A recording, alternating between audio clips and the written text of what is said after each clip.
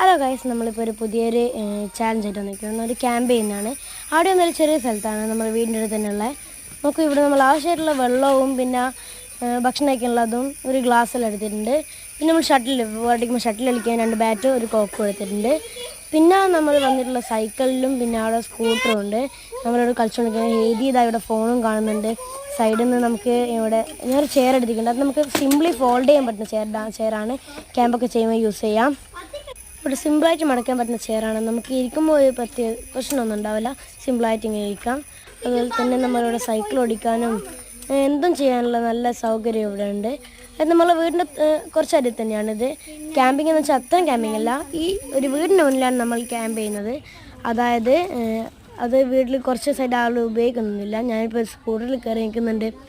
അപ്പോൾ എൻ്റെ മുന്നിൽ നമ്മൾ ജസ്റ്റ് ഒന്ന് കയറിയതാണ് കളിക്കാൻ. ആ കാർഡുണ്ട് അവിടെ. എന്നാൽ ബൈ.